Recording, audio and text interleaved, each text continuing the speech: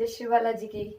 Hello student, मैं दीपिका मंत्री Maruti group of education Ratangarh की ओर से आप सबका हार्दिक स्वागत करती हूँ। आप सब कैसे हैं? जैसा कि अपन चैप्टर नंबर 2 का अध्ययन कर रहे हैं, उपभोक्ता का संतुलन। कई पिछले वीडियो के अंदर मैंने इसके कई टॉपिक्स आपको करवाए हैं। जैसे उपयोगिता विश्लेषण अपना कंप्लीट हो गया था, उसके बाद में सीमांत उपयोगिता ह्रास नियम पढ़ा अपन ने, सम सीमांत उपयोगिता नियम पढ़ा पिछले वीडियो में। पिछले वीडियो में मैंने चैप्टर नंबर 2 के कुछ क्वेश्चन दिए थे आपको, छोटे क्वेश्चन। तो कई स्टूडेंट्स ने उसका कमेंट के माध्यम से जवाब दिया है, तो वो काफी सराहनीय है, धन्यवाद। आज अपन इस वीडियो के अंदर बहुत ही अच्छा टॉपिक ले रहे हैं, जिस टॉपिक का नाम है तटस्थता वक्र विश्लेषण एवं उपभोक्ता का संतुलन, यानी indifference curve analysis and consumer equilibrium. जैसा कि जो ही चैप्टर स्टार्ट हुआ था तो मैंने आपको उपभोक्ता के व्यवहार के अंदर मैंने बताया था कि अपन 2 अप्रोच पढ़ेंगे, 2 एनालिसिस पढ़ेंगे। एक तो था गणनावाचक विश्लेषण और दूसरा था क्रमवाचक विश्लेषण। गणनावाचक विश्लेषण के अंदर अपन ने उपयोगिता विश्लेषण और ये सीमांत उपयोगिता ह्रास नियम, सम सीमांत उपयोगिता नियम। तो गणनावाचक विश्लेषण के अंदर अपन ने जो कि गणनावाचक विश्लेषण था कार्डिनल एनालिसिस, उसके अंदर अपन ने ये टॉपिक्स पढ़े थे। मतलब कि कई अर्थशास्त्रियों ने माना था कि उपयोगिता एक क्या होती है, मनोवैज्ञानिक तथ्य होती है।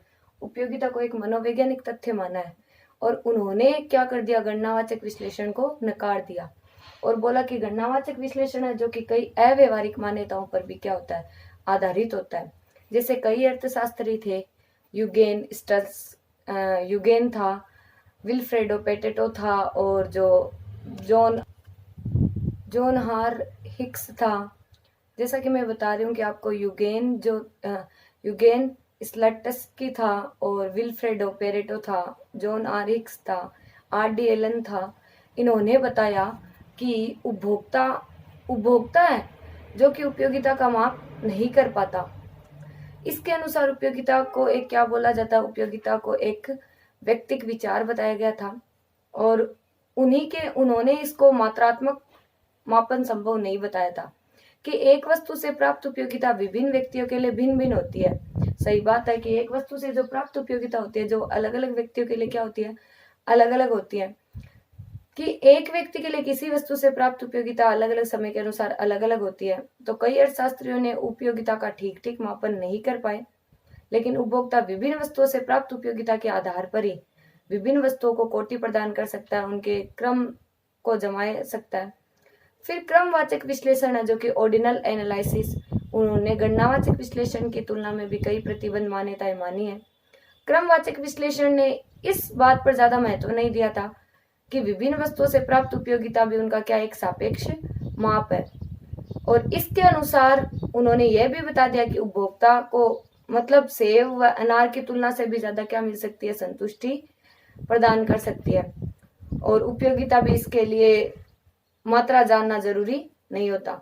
फिर जो ही अपन ने उपयोगिता को पढ़ लिया था, सीमांत उपयोगिता ह्रास नियम को पढ़ लिया था, सम सीमांत उपयोगिता को पढ़ लिया था, लेकिन अब तटस्थता वक्र के अनुसार अपन जानेंगे कि अपन जो ऑर्डिनल एनालिसिस पढ़ेंगे कि क्रमवाचक विश्लेषण में तटस्थता वक्र का उपयोग करता है। क्रमवाचक विश्लेषण किसका उपयोग करता है, तटस्थता वक्र का। कौन सा? क्रमवाचक विश्लेषण, जिसको अपन इंग्लिश में बता सकते हैं ऑर्डिनल एनालिसिस। ऑर्डिनल एनालिसिस कि क्रमवाचक विश्लेषण ही जो किसका करता है, उपयोग तटस्थता वक्र का करता है। और इस हेतु तटस्थता वक्र को क्रमवाचक विश्लेषण क्या करता है, परिभाषित भी करता है। अब आइए अपन गणना करते हैं तटस्थता वक्र की कि तटस्थता वक्र होता क्या है। तटस्थता वक्र किसे कहते हैं कि तटस्थता वक्र की सहायता से ही उपभोक्ता की प्राथमिकताओं को ग्राफ के रूप से समझाया जा सकता है। देखो, तटस्थता वक्र जो ही अपन पढ़ रहे हैं, जिसको इंग्लिश में बोलते हैं अपन इंडिफरेंस कर्व, इसका सबसे पहले अपन अर्थ जानते हैं, मीनिंग क्या होता है। तटस्थता वक्र कहा किसको जाता है, तटस्थता वक्र का अर्थ क्या होता है, मीनिंग क्या होता है। आइए जानते हैं तटस्थ वक्र का अर्थ। तटस्थ वक्र के कई नाम और भी है, जैसा कि तटस्थ वक्र को आप एक नाम दे सकते हो अंधिमान वक्र, अंधिमान वक्र दे सकते हो, उदासीन वक्र बोल सकते हो। तो कई इसके नाम बोल सकते हो। जैसा पहला मैंने बता दिया आपको अंधिमान, या बता दिया उदासीन वक्र, उदासीन वक्र। तो तटस्थ वक्र को अन्य नामों से एग्जाम के रिलेटेड में तटस्थ वक्र जो अन्य नाम से भी बता सकते हैं कि तटस्थ वक्र होता है एक तटस्थ वक्र दो वस्तुओं के विभिन्न संयोग को बतलाता है। एक तटस्थ वक्र दो वस्तुओं के विभिन्न संयोग को बतलाता है जो कि उपभोक्ता को समान संतुष्टि क्या करते हैं, प्रदान करते हैं। कि एक तटस्थ वक्र दो वस्तुओं के विभिन्न संयोगों को बतलाता है जो एक उपभोक्ता को समान संतुष्टि प्रदान करते हैं। लिख सकते हो तटस्थ वक्र दो वस्तुओं के विभिन्न संयोग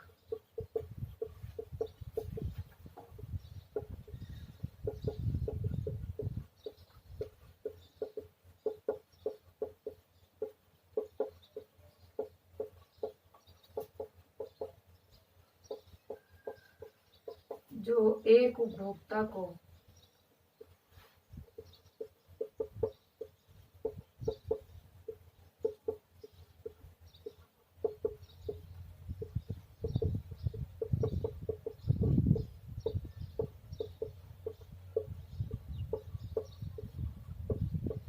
क्या करते हैं, जो एक उपभोक्ता को समान संतुष्टि प्रदान करते हैं। कि एक तटस्थ वक्र है जो दो वस्तुओं के विभिन्न संयोग को बतलाता है जो उपभोक्ता को क्या करते हैं, जो एक उपभोक्ता को समान संतुष्टि प्रदान करते हैं। क्रमवाचक विश्लेषण में तटस्थ वक्रों का उपयोग होता है। एक लाइन और बता सकते हो आप, क्रमवाचक विश्लेषण में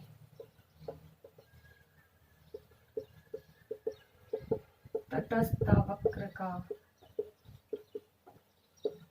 उपयोग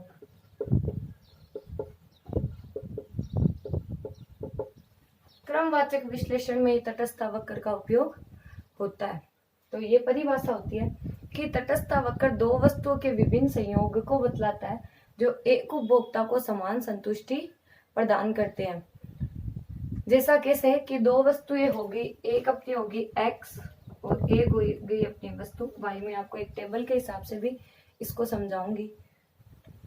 जैसे वस्तु 1 2 3 4 5 ले ली, इसके अपन ने ले ली 25 20 18 16 14।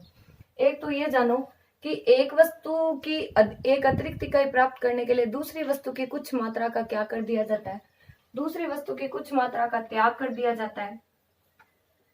वो तो अपन एक चैप्टर नंबर पहले में पढ़ा था कि एक वस्तु की अतिरिक्त इकाई प्राप्त करने के लिए दूसरी वस्तु की कुछ मात्रा का त्याग कर देते हैं तो उसे अवसर लागत बोलते हैं।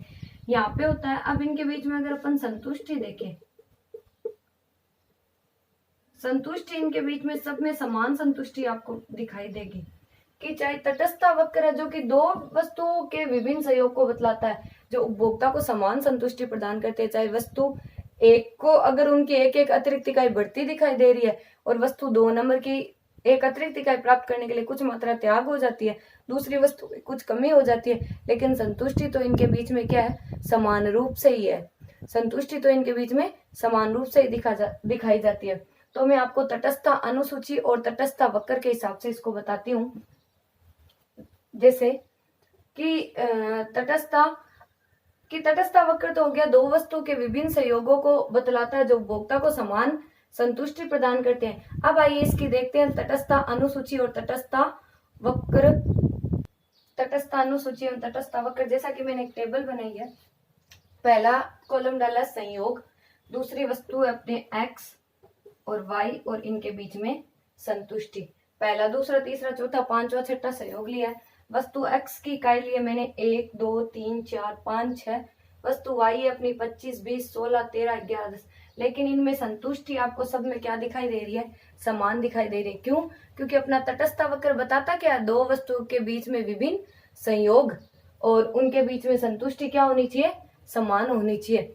कि तटस्थ वक्र को बनाने के लिए एक तटस्थ अनुसूची जैसे कि अपन ने ली जो अक्ष और वस्तुओं के विभिन्न संयोगों को क्या बतलाती है, जो एक्स और वाई वस्तुओं के विभिन्न संयोगों को बतलाती है, जिसमें उपभोक्ता क्या होता है, जिसमें उपभोक्ता तटस्थ होता है।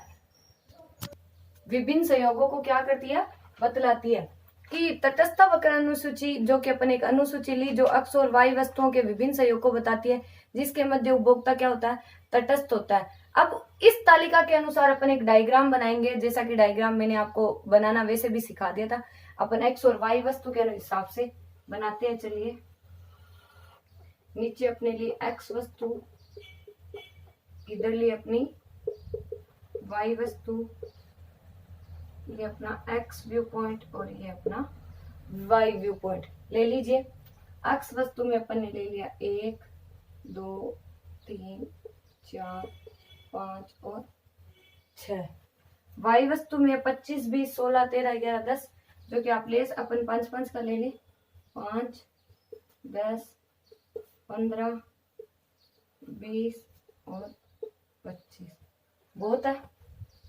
लीजिए, 1 पे है 25, 2 पे है 20, 3 पे है 16, जो कि 15 से थोड़ा सा इधर ले लो, 16, 4 पे 13, 5 पे है अपने 11, 10 से थोड़ा सा, और 6 पे अपना 10। मिला दो इनको,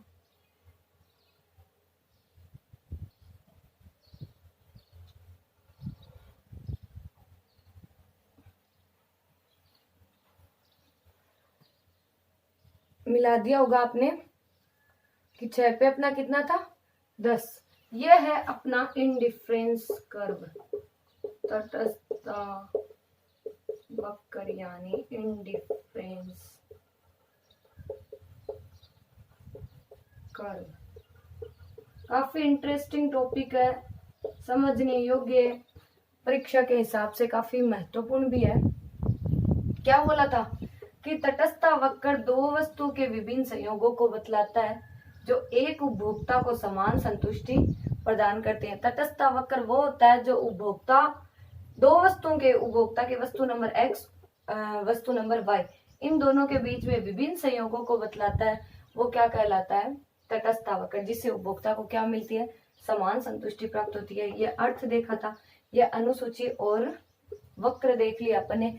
अब देखते हैं अपन तटस्थता मानचित्र कि एक ही वक्र के हिसाब से अपन कितने मानचित्र बना सकते हैं। तो आप इसको नोट कर लो, फिर मैं तटस्थता मानचित्र आपको बता दूं।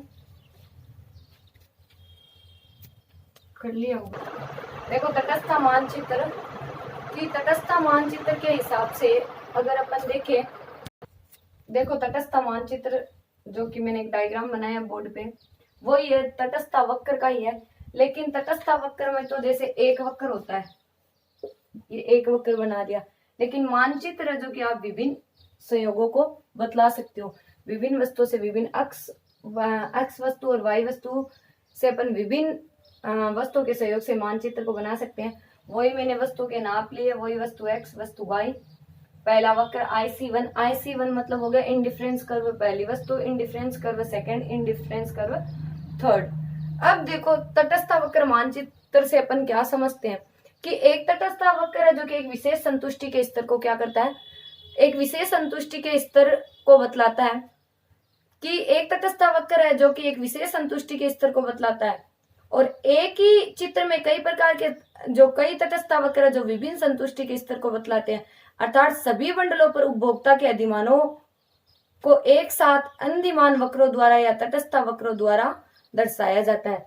कि उपभोक्ता के, बता सकते हो उपभोक्ता के, जो कि विभिन्न सभी मंडलों पर उपभोक्ता के अधिमानों को एक साथ अंधिमान वक्रों के द्वारा दर्शाया जाता है। एक साथ वक्रों को बनाया जाता है, विभिन्न संतुष्टि के स्तर को एक साथ उपभोक्ता के एक साथ वक्रों द्वारा एक साथ दर्शाया जाता है। कि एक तटस्थता वक्र जो कि एक विशेष संतुष्टि के स्तर को बतलाता है। और एक ही चित्र में कई तटस्थता वक्र हो जाते हैं जो विभिन्न संतुष्टि के स्तर को बतलाते हैं। और एक साथ बनाए जाते हैं, जिससे अपने को क्या प्राप्त हो जाता है, तटस्थता मानचित्र प्राप्त हो जाता है। कि तटस्थता वक्र के दौरान उपभोक्ता के सभी मंडलों के दौरान अधिमानों पर कई अंदिमान वक्र बनाए जाते हैं, कई उदासीन वक्र बनाए जाते हैं, जिसे अपन बोलते हैं तटस्थता मानचित्र। उपभोक्ता के सभी मंडलों पर आधारित जो ये बनाए गए अंदिमान वक्र है, बनाए गए उदासीन वक्र है, जिसको अपन क्या बोलते हैं, जिसको अपन बोलते हैं तटस्थता मानचित्र। तटस्थता वक्रों द्वारा दर्शाया जाता है, इसे अपन बोलते हैं अंदिमान मानचित्र या तटस्थता मानचित्र। ये वक्र सबसे नीचे के तटस्थता वक्र से सबसे कम संतुष्टि के स्तर को प्राप्त करता है। जो सबसे नीचे का तटस्थता वक्र है, यहाँ पर कम संतुष्टि का स्तर, और जो सबसे ऊपर का तटस्थता वक्र है, यहाँ पर अधिक बोल सकते हो या ज्यादा संतुष्टि का स्तर। सबसे नीचे वाला तो कम संतुष्टि का और सबसे ऊपर वाला अधिक संतुष्टि का। जैसे जैसे हम ऊंचे तटस्थता वक्र की ओर बढ़ते हैं, तो वैसे वैसे ही तटस्थता वक्र जैसे जैसे हम ऊंचे तटस्थता वक्र की ओर बढ़ते हैं, तो वैसे वैसे ही तटस्थता वक्र ऊंचे वाला है, जो कि अपने को क्या बता देता है, अधिक संतुष्टि के स्तर को बतला दिया, मतलब संतुष्टि के स्तर को देता है। जो सबसे कम वाला है वो कम संतुष्टि, और जो जो अपन ऊपर की ओर पहुंचते हैं तो अधिकतम संतुष्टि के स्तर को बतलाता है। इसमें जैसे मैं एक तीर का निशान बना देती हूँ, जैसे अपन ऊपर से नीचे की ओर चलते हैं, तो इसमें ये तीर का निशान ये दर्शाता है कि जो कि नीचे वाला संतुष्ट उपभोक्ता का जो नीचे अंदिमान वक्र की अपेक्षा ऊंचे अंदिमान वक्र को क्या देता है, प्राथमिकता देता है। इससे सबसे कम अंदिमान वक्र से सबसे ऊपर वाले अंदिमान वक्र को ज्यादा क्या दी जाती है, प्राथमिकता दी जाती है। तो ये होता है तटस्थता मानचित्र। कि तटस्थता मानचित्र वह होता है कि जो एक उपभोक्ता के दौरान कई अधिमान वक्रों को, एक उपभोक्ता के विभिन्न मंडलों के दौरान कई अधिमान वक्रों को एक साथ बनाया जाता है, एक साथ तटस्थता वक्रों को बनाया जाता है, उदासीन वक्रों को बनाया जाता है, जिसे बोला जाता है तटस्थता मानचित्र। इसमें जो सबसे कम वाला है वो कम संतुष्टि प्रदान करता है, और जैसे जैसे जो ऊपर की ओर जा रहे हैं तो वो ज्यादा से ज्यादा क्या करते हैं, अधिकतम संतुष्टि के स्तर को प्रदान करते हैं। तो ये था अपना तटस्थता मानचित्र। चलिए, समझ में आया होगा। तो आप इसको लिख सकते हो कि तटस्थता मानचित्र वह होता है तटस्थता मानचित्र उसको बोलते हैं कि एक तटस्थता वक्र है जो कई मतलब एक उपभोक्ता के सभी मंडलों पर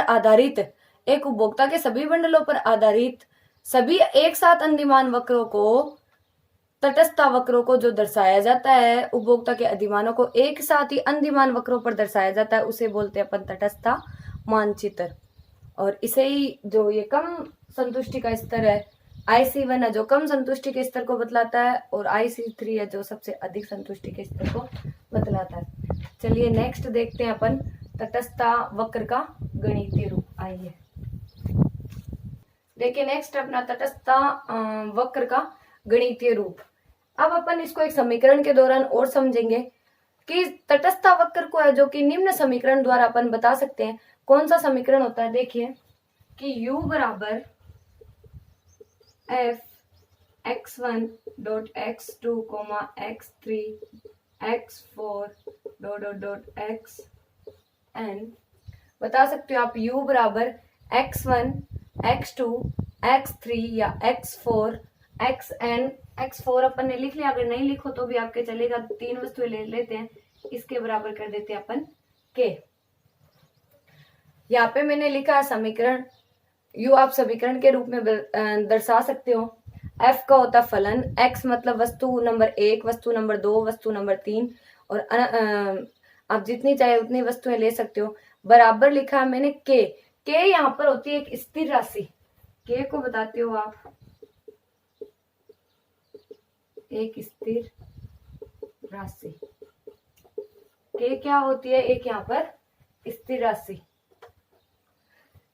अब इस समीकरण के रूप में अपन बता सकते हैं कि यदि अपन दो वस्तुएं लेते हैं, दो वस्तुएं जैसे ली अपन ने x और y, दो वस्तुएं ली अपन ने, कौन कौन सी वस्तुएं ली, x और y। x और y अपन ने दो वस्तुएं ली, इन दोनों जो दो वस्तुएं ली अपन ने x और y, तटस्थता वक्र इन दोनों वस्तुओं के विभिन्न संयोगों को क्या करता है, बतलाता है। इन दोनों वस्तुओं के विभिन्न संयोगों को क्या करता है, बतलाता है। जो एक उपभोक्ता को समान संतुष्टि प्रदान करते हैं। कि अपन बता सकते हैं कि जो जो अपन ने वस्तुएं लिए x और y, उसी के हिसाब से तटस्थता वक्र जो दो वस्तुओं के विभिन्न संयोगों को बताएगा जो उपभोक्ता को समान संतुष्टि देते हैं। जैसे कि इन्होंने एक समीकरण को ऐसे करके बताया, u बराबर f x, y, कि u बराबर इन्होंने लिया फलन और दोनों वस्तुएं अपनी x और y। यहाँ पर u है जो कि समान संतुष्टि के साथ क्रमवाचक, यहाँ अपने u है जो समान संतुष्टि u है जो कि संतुष्टि के स्तर को क्रमवाचक रूप में बतलाता है। किसी एक विशेष तटस्थता वक्र के लिए u एक स्थिर राशि माना कि समान संतुष्टि को एक क्रमवाचक रूप से,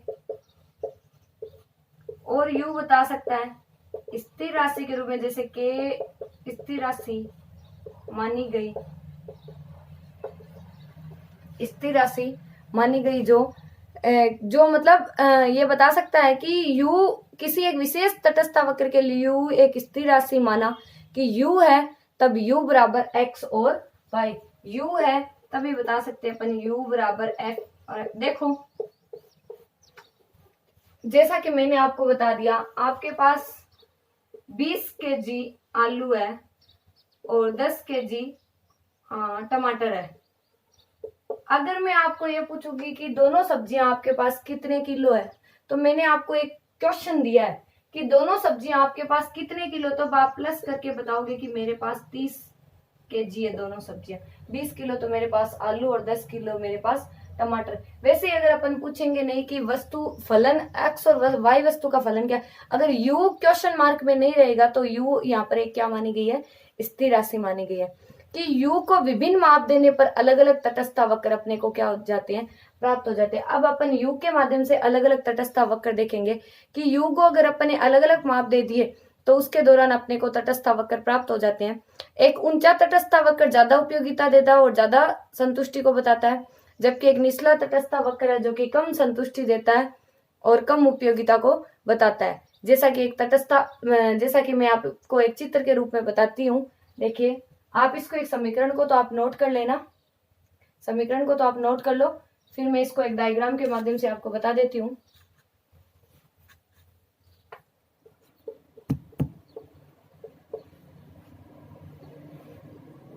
तटस्थ वक्र,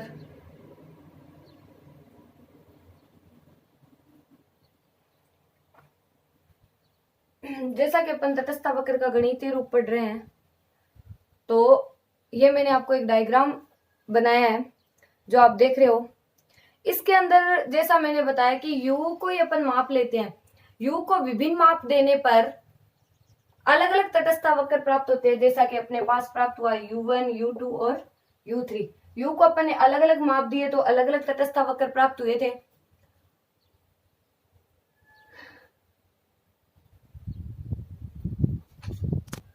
एक ऊंचा तटस्थ वक्र है कि ये बोल रहा है कि एक ऊंचा तटस्थ वक्र है जो कि अपने पास u3 है, उसमें अधिकतम उपयोगिता होती है और उसकी अधिकतम संतुष्टि होती है। u3 जिसके पास उसके 3 बिंदु दिए अपने a डैश, b डैश और c डैश, इसमें अधिकतम तो उपयोगिता प्राप्त होती है और अधिकतम में क्या प्राप्त होती है, संतुष्टि प्राप्त होती है।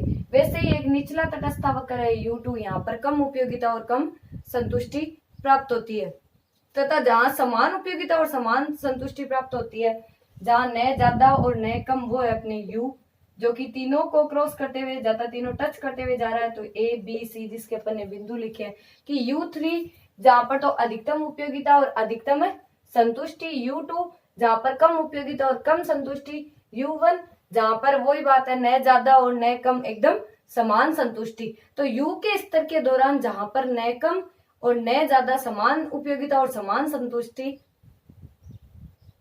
वहां उपभोक्ता का संतुलन, मतलब वहां पर उपभोक्ता का क्या है, संतुलन है। इन तीनों बिंदुओं के दौरान उपभोक्ता का क्या होता है, संतुलन होता है। और दो बिंदु में एक बार अपन ने ज्यादा करके देख लिया और एक बार अपन ने कम करके देख लिया। लेकिन एक उपभोक्ता एक तटस्थ वक्र के विभिन्न संयोगों के बीच में क्या होता है, तटस्थ होता है। एक उपभोक्ता जो तटस्थ वक्र के विभिन्न संयोगों के बीच में तटस्थ होता है, लेकिन जो वह नीचे तटस्थ वक्र की तुलना में ऊंचे तटस्थ वक्र को क्या देगा, प्राथमिकता देगा। ये तो मैंने तटस्थ मानचित्र में ही आपको बात बता दी कि एक तटस्थ वक्र है जो कि निचले तटस्थ वक्र की अपेक्षा ऊंचे वाले तटस्थ वक्र को क्या देगा, जो कि समान संतुष्टि देगा। जैसा कि अपने उस बिंदु में ए डेस, बी डेस और सी डेस, यहाँ पे जो 3 बिंदु है जो अपने U3 को दर्शा रहे हैं, वो बता रहे जैसे तटस्थ वक्र जिस पर स्थित है, जिसके अंदर x और y के सहयोग की तुलना में जो अपना पहला U2 है, उसके अंदर उसकी तुलना में U3 के तटस्थ वक्र है वो की ज्यादा क्या देते हैं, अधिकतम संतुष्टि और अधिकतम उपयोगिता प्रदान करते हैं। और U2 वाले जो कि कम संतुष्टि और कम उपयोगिता को प्रदान करते हैं। यहाँ पर मतलब उपभोक्ता तटस्थ वक्र के विभिन्न सहयोगों में तटस्थ होता है, तो लेकिन यह वह नीचे तटस्थ वक्र की तुलना में ऊंचे तटस्थ वक्र को क्या देगा, प्राथमिकता देगा। आपको आया होगा समझ में, अपन ने 3 तटस्थ वक्र देखे, U1, U2 और U3। ये तो अधिकतम उपयोगिता लिख सकते हो आप,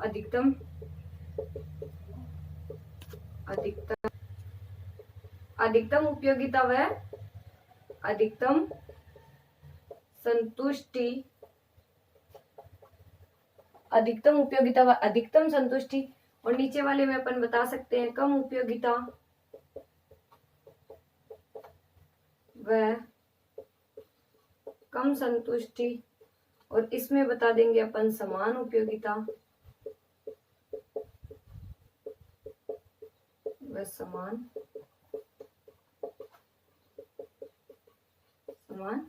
संतुष्टि, समान उपयोगिता व समान संतुष्टि।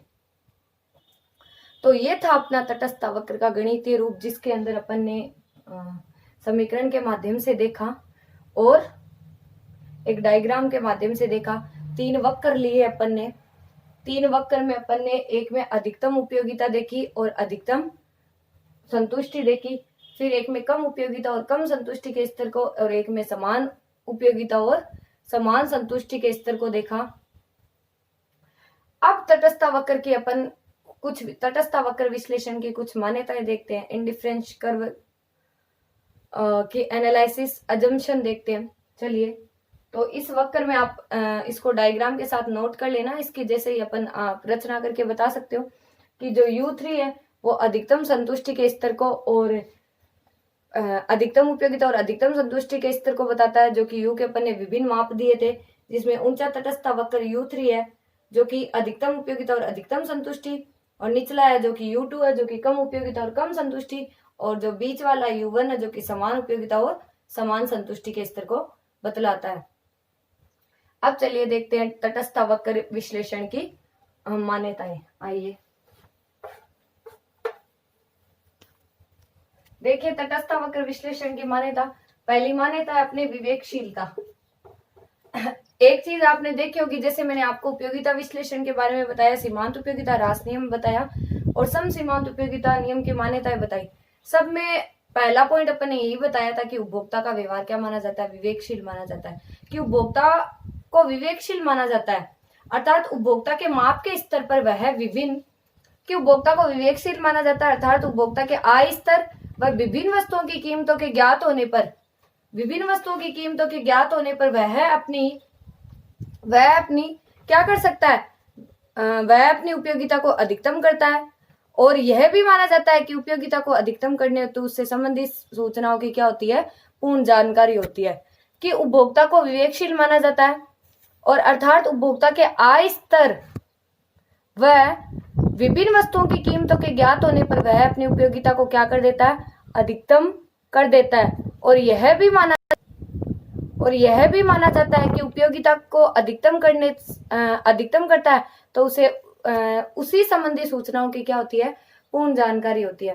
उपभोक्ता को अपन विवेकशील मानते हैं। फिर उपभोक्ता के आय स्तर व विभिन्न वस्तुओं की कीमतों के ज्ञात होने पर वह अपनी उपयोगिता को क्या कर देता है, अधिकतम कर देता है। और यह भी माना जाता है कि उपयोगिता को अधिकतम करने हेतु उससे सारी संबंधित उसको क्या होती है, जानकारी, सूचनाओं की पूर्ण जानकारी होती है। फिर दूसरा होता है उपयोगिता क्रमवाचक है। उपयोगिता को क्रमवाचक कैसे माना जाता है कि यह भी सत्य माना जाता है कि उपभोक्ता को विभिन्न वस्तुओं के समूह को अपनी पसंद के अनुसार क्या करता है, श्रेणीबद्ध कर सकता है। क्योंकि अपने को पसंद होता है, अपन कोई शॉप पे जाते हैं तो अपन शॉप पे देखते हैं कि हाँ अपने को इतनी वस्तुएं खरीदनी है, तो अपन एक नंबर पे पहली वस्तु, दूसरे नंबर पे दूसरी वस्तु, तीसरे उसको एक तीसरी, चौथी, पांचवी, छठी, सातवीं, आठवीं ऐसे करके उसको श्रेणीबद्ध रूप में अपन क्रमबद्ध रेटिंग कर देते हैं कि ये फर्स्ट नंबर है, ये सेकंड नंबर, ये third number, fourth, fifth, six, seventh, eight जो भी है। तो यह सत्य माना जाता है कि वह अपनी विभिन्न वस्तुओं के समूह को अपनी पसंदीदा अनुसार जानकारी देता है, और कई बार वह अपनी पसंद को भी संगति युक्त रखता है कि ए को बी की तुलना में, बी को सी की तुलना में पसंद करता है और ए को सी की तुलना में पसंद करेगा। अगर वो 2-3 वस्तुएं ले रहा है, जैसे उसने ले ली, ए ले ली, बी ले ली और सी ले ली, तो ए बी की तुलना करेगा, बी सी की तुलना करेगा और ए और सी की तुलना करेगा। इस प्रकार उसकी पसंद क्या होती है, संगति युक्त होती है। फिर अगर अपन तीसरा पॉइंट देखें कि उपयोगिता की कुल उपयोगिता, उपभोक्ता की कुल उपयोगिता विभिन्न वस्तुओं की उपभोग की गई मात्रा पर निर्भर करती है। जैसे 2 देखे, विवेकशीलता और उपयोगिता क्रमवाचक है कि उपभोक्ता की कुल उपयोगिता विभिन्न वस्तुओं की उपभोग की गई मात्रा पर निर्भर करती है। जैसे U बराबर F, Q1, Q2 और Q3। उपभोक्ता अपनी को कुल उपयोगिता को विभिन्न वस्तुओं के उपभोग की गई मात्रा पर निर्भर करता है। जैसे उन्होंने एक समीकरण के दौरान भी बता दिया था कि U बराबर F फलन Q1, Q2 और Qn वस्तु की मात्रा, पहली वस्तु की मात्रा, दूसरी वस्तु की मात्रा और n वस्तु की मात्रा। ये होता है तीसरा पॉइंट। और चौथा पॉइंट बताता है तटस्थ वक्र में प्रतिस्थापन की सीमांतर। देखो एक नया नाम आया, प्रतिस्थापन की सीमांतर। अपना टॉपिक अगला यही रहेगा कि तटस्थ वक्र विश्लेषण में प्रतिस्थापन की सीमांतर को घटती हुई माना जाता है और तटस्थ वक्र का ढाल प्रतिस्थापन की सीमांतर को ही दर्शाता है। वही बात है, एक वस्तु की अधिक मात्रा प्राप्त करने के लिए दूसरी वस्तु की कुछ मात्रा का त्याग कर दिया जाता है, उसे प्रतिस्थापन की दर बोला जाता है। ये मैं आपको नेक्स्ट टॉपिक में इसी में बताऊंगी कि तटस्थ वक्र विश्लेषण में प्रतिस्थापन की सीमांतर को घटती हुई माना जाता है और तटस्थ वक्र का ढाल प्रतिस्थापन की सीमांतर को दर्शाता है। तो ये कुछ मान्यताएं हैं अपने तटस्थ वक्र विश्लेषण की। 4 मान्यताएं, विवेकशीलता, उपयोगिता क्रमवाचक है, विभिन्न वस्तुओं की मात्रा पर निर्भर करता है, उसकी पसंद पर निर्भर करता है, उसकी पसंद को संगति युक्त माना गया, और तटस्थ वक्र विश्लेषण में प्रतिस्थापन की सीमांतर को घटती हुई माना जाता है। और उसका ढाल भी क्या होता है, उसका ढाल भी प्रतिस्थापन की सीमांत, तटस्थ वक्र का ढाल भी प्रतिस्थापन की सीमांतर को दर्शाता है। आप नोट कीजिए। फिर नेक्स्ट टॉपिक एक और कर लेते हैं अपन, प्रतिस्थापन की सीमांतर। चलिए नोट कीजिए, नोट कर लिया होगा आपने। देखिए प्रतिस्थापन की सीमांतर अपना नेक्स्ट टॉपिक है, मार्जिनल रेट ऑफ सब्स्टिट्यूशन। प्रतिस्थापन की सीमांतर होती क्या है? प्रतिस्थापन की सीमांतर अपन किसको बोलते हैं कि दूसरी वस्तु के लिए पहली वस्तु की प्रतिस्थापन की सीमांतर दूसरी वस्तु की वह मात्रा होती है जो पहली वस्तु की एक अतिरिक्त इकाई प्राप्त करने के लिए त्यागी जाती है, ताकि कुल संतुष्टि का स्तर समान रखा जा सके। आप यह बता सकते हो कि प्रतिस्थापन की सीमांतर वह होती है, दूसरी वस्तु की प्रतिस्थापन की सीमांतर वह होती है जो कि दूसरी वस्तु के लिए पहली वस्तु की प्रतिस्थापन सीमांतर वह है जो कि दूसरी वस्तु की वह मात्रा होती है जो पहली वस्तु की अतिरिक्त इकाई प्राप्त करने के लिए त्यागी जाती है, ताकि उपभोक्ता को कुल संतुष्टि का स्तर समान रखा जा सके। इसको मैं जैसे जैसे बोल रही हूँ आप नोट कर लो। दूसरे शब्दों में यह बता सकते हो वस्तु 2 की वह मात्रा जिसे उपभोक्ता वस्तु 1 की अतिरिक्त इकाई को पाने के लिए क्या हो जाता है, तैयार हो जाता है। 1 की अतिरिक्त इकाई को पाने के लिए छोड़ने को तैयार हो जाता है। अर्थात हम यह कह सकते हैं कि वस्तु 2 के रूप में वस्तु 1 की कीमत है और उपभोक्ता वस्तु 1 की एक अतिरिक्त इकाई को प्राप्त करने के लिए वस्तु 2 की 2 इकाइयां छोड़ने को तैयार हो सकता है। तो प्रतिस्थापन 2 है जो कि प्रतिस्थापन की दर होगी। जैसा कि मैंने एक टेबल बनाई है, आप टेबल के हिसाब से देख सकते हो। मैंने x वस्तु लिखी है और y वस्तु लिखी है। और अपन तटस्थ वक्र विश्लेषण के चौथे पॉइंट में अपन ने यही पढ़ा कि तटस्थ वक्र विश्लेषण में प्रतिस्थापन की सीमांतर को घटती हुई माना जाता है और इसी मान्यता के आधार पर तटस्थ वक्र मूल बिंदु के उन्नतोत्तर भी होते हैं, जो कि आपको एक विशेषता में बताऊंगी मैं। और तटस्थ वक्र का ढाल भी क्या होता है, प्रतिस्थापन की सीमांतर को दर्शाता है। जैसे 2 बनाए मैंने, x वस्तु और y वस्तु। आप बोर्ड पे देख रहे हो कि y वस्तु के लिए x वस्तु की प्रतिस्थापन की सीमांतर y वस्तु की वह मात्राएं होती है जो x वस्तु की प्रत्येक अतिरिक्त इकाई को प्राप्त करने के लिए त्यागी जाती है, ताकि कुल संतुष्टि का स्तर रखा जा सके।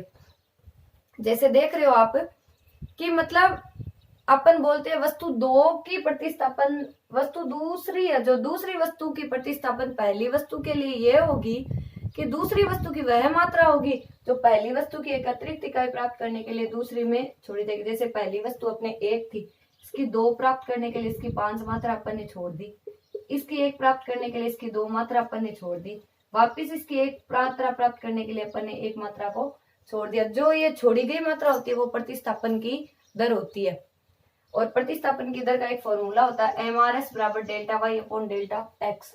दूसरी वस्तु में परिवर्तन अपॉन पहली वस्तु में परिवर्तन। जैसे अपन निकालते हैं, पहले का निकालते हैं, इसके ऊपर कुछ नहीं है तो 0, इसके ऊपर भी 0, तो पहले को तो अपन खाली छोड़ सकते हैं। दूसरे में बताते हैं डेल्टा मतलब परिवर्तन, 20 और 25 का अंतर 5y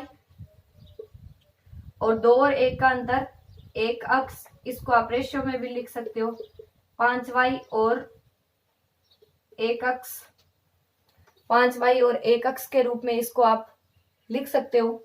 और फिर दूसरे में अपने हो गया कि 2y और 1 अक्स, तो रेशियो में अपन ने लिख लिया 2y और 1 अक्स।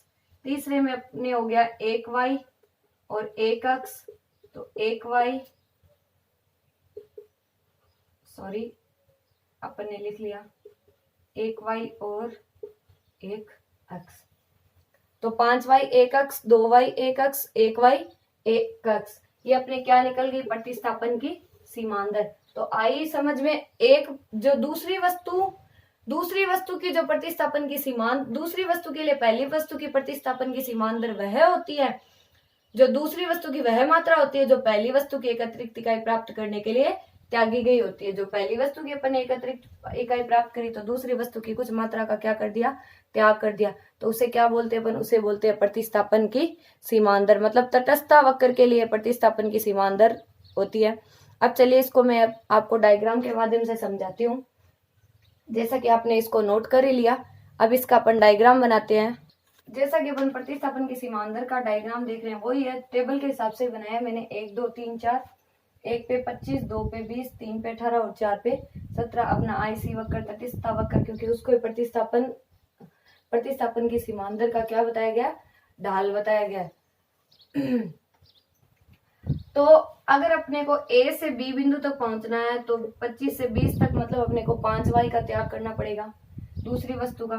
और फिर 20 से लेके, जैसे अपन ने इसमें 18 तक देखा था, तो अपने को कितनी का त्याग करना पड़ा था, दूसरा 20 था। फिर 20 से 18 के लिए अपने को 2y का त्याग करना पड़ा था, और फिर 18 से 17 के लिए अपने को 1y का त्याग करना पड़ा था। इस प्रकार इससे क्या ज्ञात हो जाती है, MRS। आप इसको बिना नाप से भी बना सकते हो, जैसा एक और बनाया मैंने, 2 4 6 8 10 लेके आप ABCD को क्रमांक दे सकते हो, 10 पे, 4 पे, फिर 2 पे, और फिर फिर 4 के बीच में दे दिया आपने 2 या 3 के, और फिर 2 के बीच में दे दिया।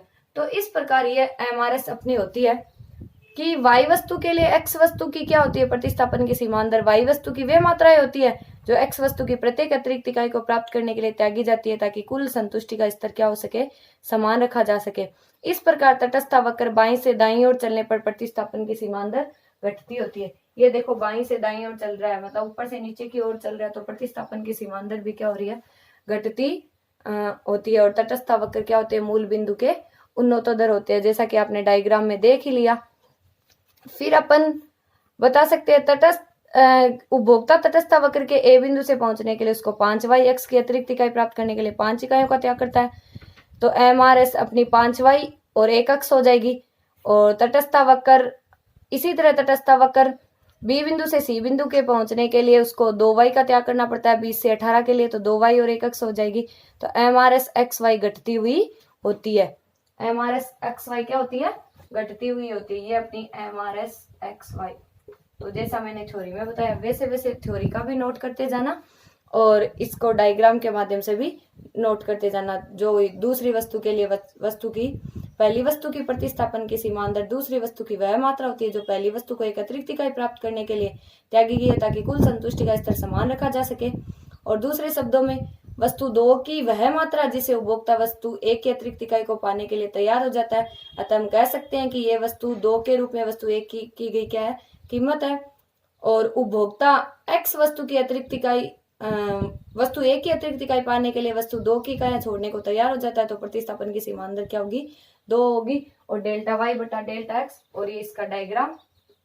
तो प्रतिस्थापन की सीमा अंदर तो 2,